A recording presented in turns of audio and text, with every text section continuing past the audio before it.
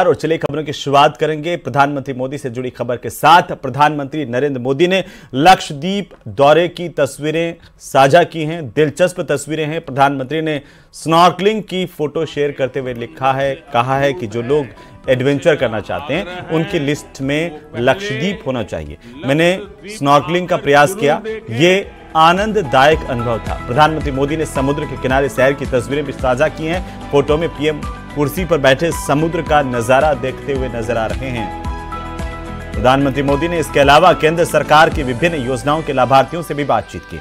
इसमें आयुष्मान भारत, पीएम किसान, पीएम आवास और किसान क्रेडिट कार्ड जैसी महत्वपूर्ण योजनाओं से लाभान्वित लोग शामिल थे। प्रधानमंत्री ने आत्मीयता के साथ सभी से मुलाकात की, जानकारी ली और प्रधानमंत्री ने जो तस्वीरें शेयर की हैं वो आप देखिए। लक्षद्वीप की सुंदरता को शब्दों में समेटना बहुत मुश्किल है। जो लोग दुनिया के अलग अलग देशों के द्वीपों को देखने जाना चाहते हैं, वहां के समंदर से अभिभूत है, उनसे मेरा आग्रह है कि वो पहले लक्षद्वीप आकर जरूर देखें।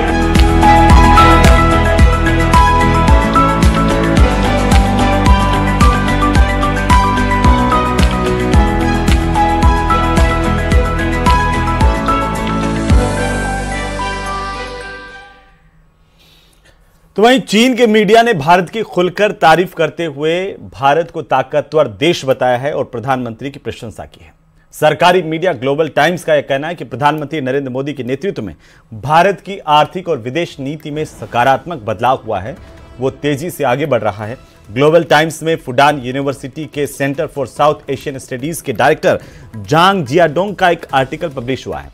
इसमें उन्होंने ये लिखा है कि भारत अब रणनीतिक रूप से ज्यादा विश्वास से भरा हुआ है और अपने भारत नैरेटिव को मजबूती के साथ आगे बढ़ा रहा है।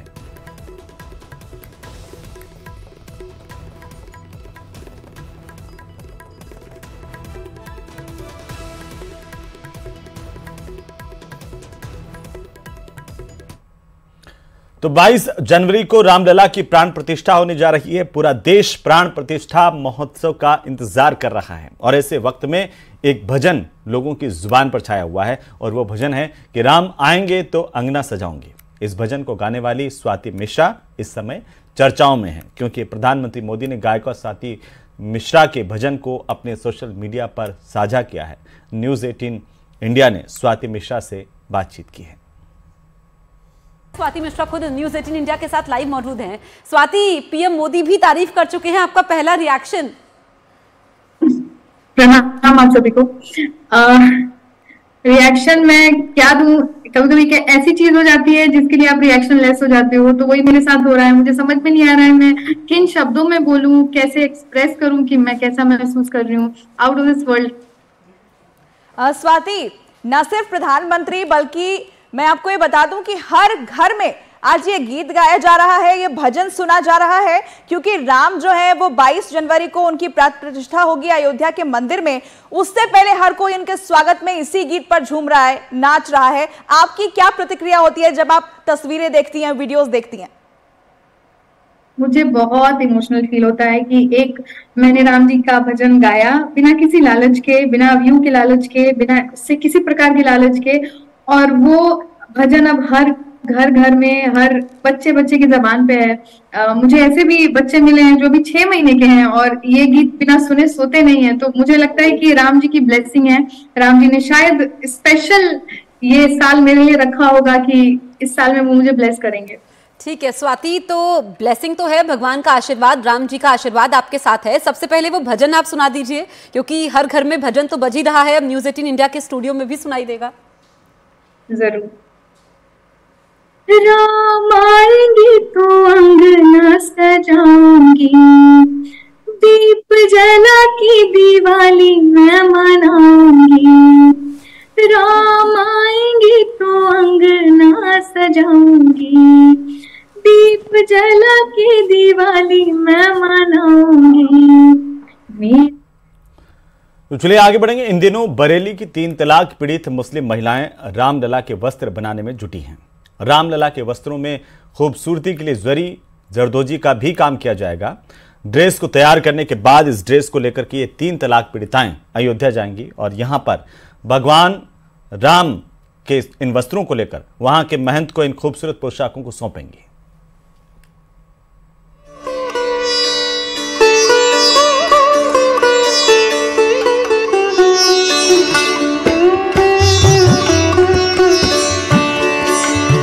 जैसे जैसे 22 जनवरी की तारीख आ रही है, वैसे वैसे लोगों के दिलो दिमाग में सामाजिक सौहार्द और भाईचारे के भाव उमड़ रहे हैं। 5 साल के रामलला की छवि कैसी होगी, इसकी कल्पना मात्र से लोग अभिभूत हैं। भावनाओं के इस उमड़ रहे उत्सव से मुस्लिम महिलाएं भी अछूती नहीं हैं। यही वजह है कि 3 तलाक की पीड़ित मुस्लिम महिलाएं भी रामलला के दर्शन करेंगी, बल्कि उन्हें अपने हाथों से बनाए वस्त्र भी भेंट करेंगी।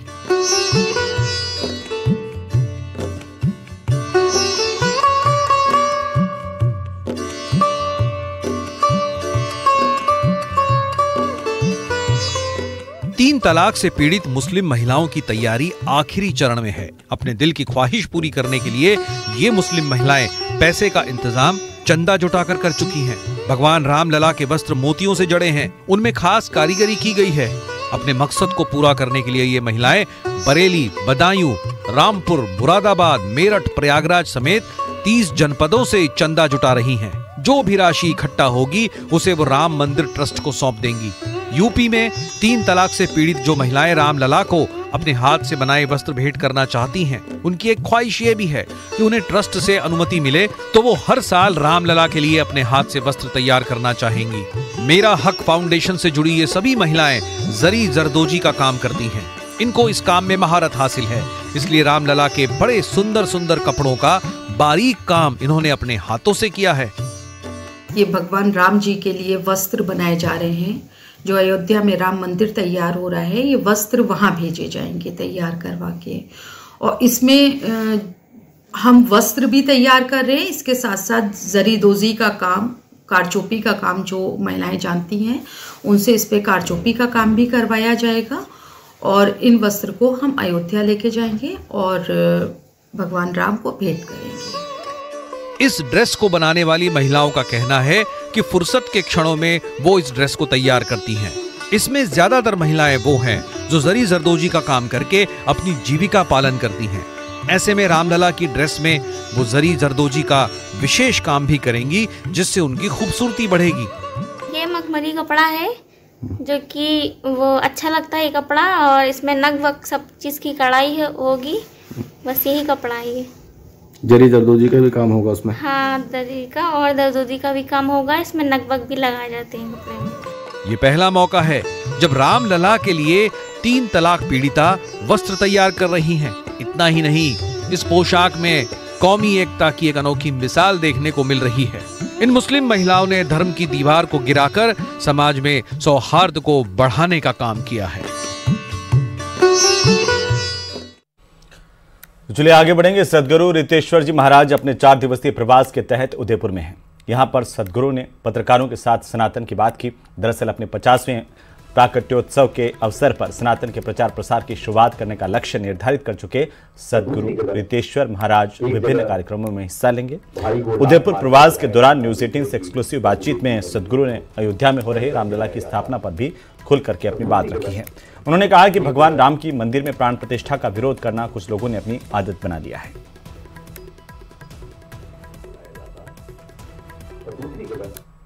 इस समय मौजूद है सदगुरु रितेश्वर जी महाराज।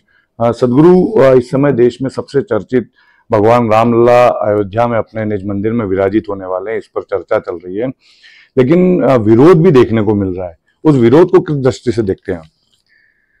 भारतीय सनातन धर्म और संस्कृति के लिए ये गौरवशाली क्षण है जब 492 साल के बाद भारत में अयोध्या में रामलला हैं।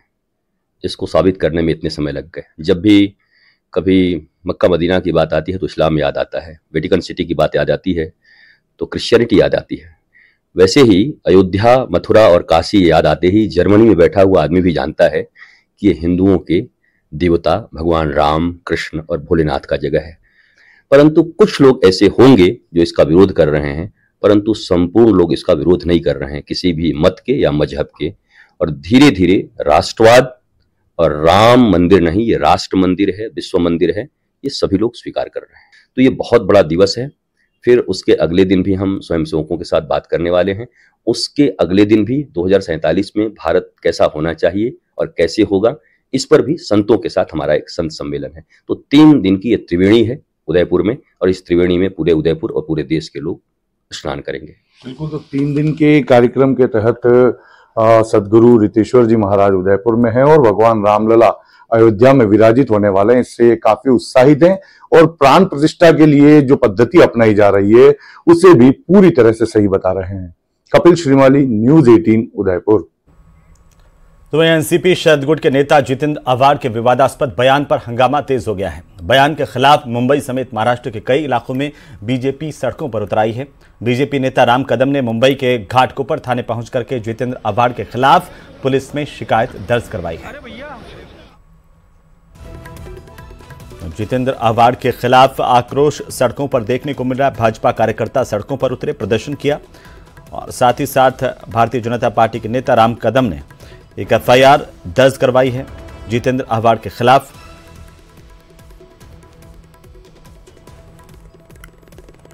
क्या कंप्लेंट की है सर आपने? ये आप क्या बताना चाहेंगे? देखिए कि ये कंप्लेंट की कॉपी है और यदि आप देखें तो श्रीमान आव्हाड जी ने जिस प्रकार से हमारी हिंदू धर्म के भावनाओं को आहत किया है, क्या लगा होगा हमारे संतों को, महंतों को, क्या लगा होगा हमारे साधुओं को, जिसकी आस्था श्रद्धा राम भक्त है, उनको क्या लगा होगा। मैं सवाल पूछना चाहता हूं श्रीमान शरद पवार जी से और आव्हाड जी से, मुझे पूरे देश में एक मंदिर दिखाए जिस मंदिर में भगवान को चढ़ने वाला भोग मांसाहार का चढ़ता है कोई मंदिर? यदि अपने घर में नवरात्रि का त्योहार हो या कोई धार्मिक विधि विधान हो, कोई पूजा अर्चना हो, तो उस दिन मांसाहार करने वाला व्यक्ति विशेष भी मांसाहार नहीं करता। ये सत्य है और ये सत्य उनको भली भांति पता है, पर जानबूझकर केवल और केवल किसी को खुश करने के लिए। तो वहीं जितेंद्र आव्हाड ने अपने विवादित बयान को लेकर के माफी मांगी है। उन्होंने कहा कि मैं खेद व्यक्त करता हूं कि मेरे बयान ने लोगों की भावनाओं को आहत किया है। आइए हम आपको सुनवाते हैं कि आखिरकार जितेंद्र आव्हाड के पहले और बाद के बोल क्या हैं। देखो, मैं उस भूमिका के बारे में बता रहा हूं कि मैंने कोई खुद की भूमिका घर से नहीं लाई थी। ये वाल्मीकि रामायण में जो लिखा है,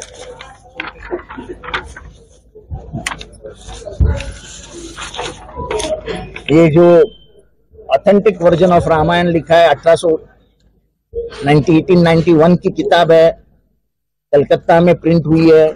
कुछ IIT कानपुर ने इसके ऊपर बड़ा काम किया है और ये सब मैं जनता के सामने आपके माध्यम से रख रहा हूं। ये तो मैंने नहीं किया। 1891 में जो लिखा वो वाल्मीकि रामायण का कथन किया है, वो तो मैंने नहीं किया। तो वहीं भगवान राम पर विवादास्पद बयान मामले को लेकर के एनसीपी शरद पवार गुट के नेता जितेंद्र आव्हाड ने एक बार फिर से विवादास्पद बयान दिया।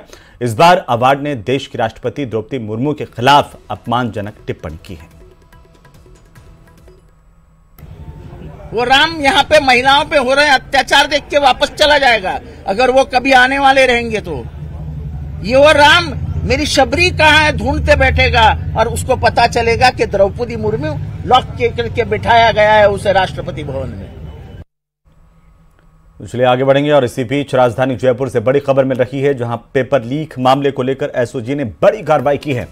आरपीएससी भर्ती परीक्षा में गड़बड़ी करने वालों की गिरफ्तारी हुई है। एसओजी ने 3 सरकारी कर्मचारियों को अरेस्ट किया। इस वक्त की सबसे बड़ी खबर, सबसे पहले सबसे तेज न्यूज 18 राजस्थान पर हम आपको बता दें, एसओजी ने बड़ी कार्रवाई की है।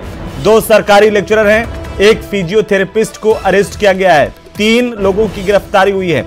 एसआईटी के निर्देश पर स्पेशल ऑपरेशन ग्रुप की यह कार्रवाई है। जसवंतपुरा के लेक्चरर अशोक कुमार को गिरफ्तार किया गया। जालोर के लेक्चरर अर्जुन विश्नोई को भी गिरफ्तार किया गया है। डमी कैंडिडेट बिठाने के मामले में 2 राजकीय व्याख्याताओं की गिरफ्तारी हुई है। बड़ी जानकारी इस वक्त की।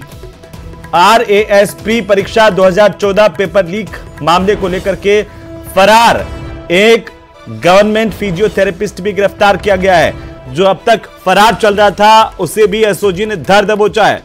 आरएस प्री परीक्षा 2014 पेपर लीक मामले में हिंडौन सिटी का कपिल भारद्वाज गिरफ्तार किया गया है। ज्यादा जानकारी के साथ सहयोगी लवली वधवा फोन लाइन पर है। लवली, एसओजी ने आज बड़ी कार्रवाई की है, क्या जानकारी है आपके पास? देखिए, एसओजी को लगातार जो शिकायतें मिल रही थी और पूर्व में जो दर्ज प्रकरण थे उन प्रकरणों में लगातार कार्रवाई जो है वो की जा रही थी। उन्हीं प्रकरणों में आगे कार्रवाई को बढ़ाते हुए आज इन आरोपियों को गिरफ्तार करने का जो काम है वो अलग अलग इलाकों से किया गया है। एसओजी फिलहाल इन आरोपियों को लेकर के अभी जयपुर पहुंच रही है। जयपुर पहुंचने के बाद में इन्हें स्पेशल कोर्ट जो है एसओजी की वहां पर कल पेश किया जाएगा। 2014 आरएस भर्ती मामला जो पेपर लीक मामला था उसमें एक अभ्यर्थी है प्री पेपर में, और उसके अलावा जो व्याख्याता भर्ती थी उसमें 2 टीचर्स जो हैं, और सबसे बड़ी बात है कि तीनों सरकारी कारिंदे हैं जो सरकारी नौकरी में रहते हुए ये पेपर लीक की घटनाओं को अंजाम दे रहे थे और इस तरह की माफियागिरी जो है पेपर लीक माफिया के साथ में मिलकर के कर रहे थे। फिलहाल इन आरोपियों को जो है अभी जयपुर लाया जा रहा है। इनके निष्कासन की, बर्खास्तगी की प्रक्रिया के लिए एसओजी जो है संबंधित विभागों को पत्र लिखेगा। इसके साथ ही कल कोर्ट में पेश करके एसओजी की टीम है वो रिमांड लेगी और रिमांड के बाद में आरोपियों को अग्रिम कार्रवाई के लिए, जांच पड़ताल के लिए इनसे पूछताछ की जाएगी। जी लवली, ये जो गिरफ्तारी की गई है जिसमें एक आरोपी जो है वो लंबे समय से फरार था, गवर्नमेंट फिजियोथेरेपिस्ट बताया जा रहा है, उसका क्या बैकग्राउंड है? जो 2 अन्य लोग गिरफ्तार किए गए उनका बैकग्राउंड क्या है? देखिए, जो अन्य 2 लोग हैं वो जालोर के अलग अलग जो गांव हैं वहां पर व्याख्याता के पद पर ऑलरेडी तैनात है और डमी कैंडिडेट बनकर के उन दोनों ने पेपर दिया था। और जो 2014 आरएस भर्ती का जो पेपर था उस मामले में जो फिजियोथेरेपिस्ट है, सरकारी नौकरी में है, हिंडौन सिटी का रहने वाला है, उसने पेपर लीक जो है वो करने में अपनी भूमिका जो है वो अदा की थी, जिस मामले में तीनों ही फरार चल रहे थे और तीनों को ही गिरफ्तार करने में आज एसओजी की अलग अलग टीमों ने बड़ी सफलता हासिल की है।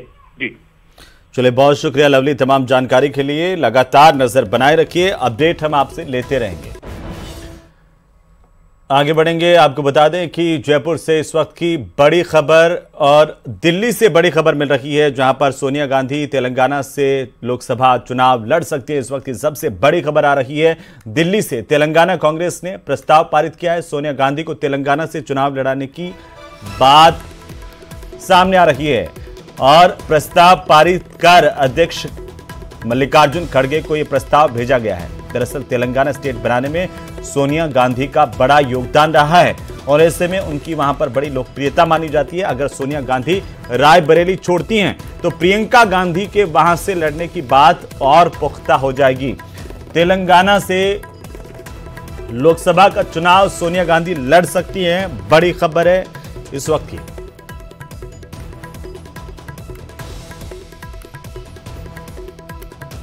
तो तेलंगाना के मेंढक सीट से इंदिरा गांधी भी चुनाव लड़ चुकी हैं और ऐसे में इस सीट की सबसे ज्यादा चर्चा इन सीटों पर भी विचार किया जा सकता है, जिसमें मेंढक है, जहीराबाद है, खम्मम है, नलकोंडा है, महबूब नगर है।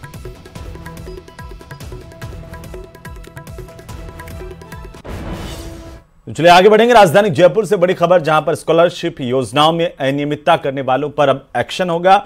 सामाजिक न्याय और अधिकारिता विभाग ने इसे लेकर के रिकवरी के निर्देश दिए हैं। बड़ी खबर इस वक्त की, रिकवरी नहीं होने पर एफआईआर दर्ज करवाने के निर्देश दिए गए हैं। विभाग ने सभी जिला अधिकारियों को निर्देशित किया है कि अगर रिकवरी नहीं हुई तो दोषियों के खिलाफ एफआईआर दर्ज करवाएं। कुछ निजी विश्वविद्यालय, कॉलेज, प्राइवेट आईटीआई में अनियमितताओं के मामले छात्रवृत्ति को लेकर के सामने आए थे। मुख्यमंत्री अनुप्रति योजना के लिए लिस्टेड संस्थानों के औचक निरीक्षण के निर्देश दिए गए हैं, जिनमें 9 निजी विश्वविद्यालय, 37 निजी कॉलेज हैं, 265 आईटीआई ब्लैक लिस्टेड किए गए हैं जो भारी फर्जीवाड़ा स्कॉलरशिप योजनाओं में कर रहे थे। तो सामाजिक न्याय और अधिकारिता विभाग की तरफ से रिकवरी के निर्देश दिए गए हैं। तो चलिए आगे बढ़ेंगे। केंद्रीय मंत्री अनुराग ठाकुर ने मोहल्ला क्लिनिक में फर्जी जांच मामले सामने आने पर केजरीवाल सरकार पर बड़ा हमला बोला है। उन्होंने कहा कि पहले ये ईमानदारी की बात करते थे, लेकिन अब एक एक करके सिर्फ इनके घोटाले ही सामने आ रहे हैं। अब तो नए नए भ्रष्टाचार सामने आ रहे हैं, पहले फर्जी दवाइयों का और अब फर्जी जांच का। अब तो नए नए भ्रष्टाचार सामने आ रहे हैं, कहां फर्जी दवाइयों का और अब फर्जी टेस्टिंग का, यानी कि जांच भी फर्जी, दवाइयां भी फर्जी। ये फर्जीवाल सरकार में बड़े घोटाले की बू एक बार फिर आई है। मैं धन्यवाद हूं एलजी साहब ने जांच के आदेश दिए। तो वहीं दिल्ली में आतंकी संगठन हिजबुल मुजाहिदीन के आतंकी जावेद अहमद मट्टू को पकड़ा गया है, गिरफ्तार किया गया। दिल्ली पुलिस की स्पेशल सेल ने इसे गुरुवार को पकड़ा। बताया जा रहा है कि दिल्ली जम्मू कश्मीर में कई हत्याओं में शामिल रहा। इसके सिर पर 10 लाख रुपए का इनाम घोषित है। पुलिस ने यह जानकारी दी है कि इकबाल अहमद पाकिस्तान जा चुका है और आतंकी की ट्रेनिंग ले चुका है। जावेद मट्टू जम्मू कश्मीर में 5 ग्रेनेड हमलों में भी शामिल रहा है, इस तरह की जानकारी भी। और साथ ही 5 पुलिसकर्मियों की हत्या, दर्जनों पुलिसकर्मियों और सार्वजनिक व्यक्तियों को घायल करने में भी उसका हाथ रहा है। जम्मू कश्मीर के सोपोर में एक आईईडी विस्फोट में भी वो शामिल था। इस तरह की लगातार इनपुट जो है सुरक्षा एजेंसियों के पास थे, आखिरकार इसकी गिरफ्तारी हुई है। तो वहीं आरक्षण की मांग को लेकर बिश्नोई समाज एक बार फिर से एक्टिव हो गया है। शुक्रवार को दिल्ली के रामलीला मैदान में बिश्नोई समाज की बड़ी रैली होगी। रैली को ओबीसी आरक्षण सद्भावना रैली का नाम दिया गया है, जिसमें राजस्थान, हरियाणा, पंजाब, यूपी, मध्य प्रदेश और दिल्ली के बिश्नोई समुदाय के लोग पहुंचेंगे। बिश्नोई समुदाय की मांग है कि उन्हें केंद्र में आरक्षण दिया जाए। राज्य में तो उन्हें पहले से ही आरक्षण मिल रहा है।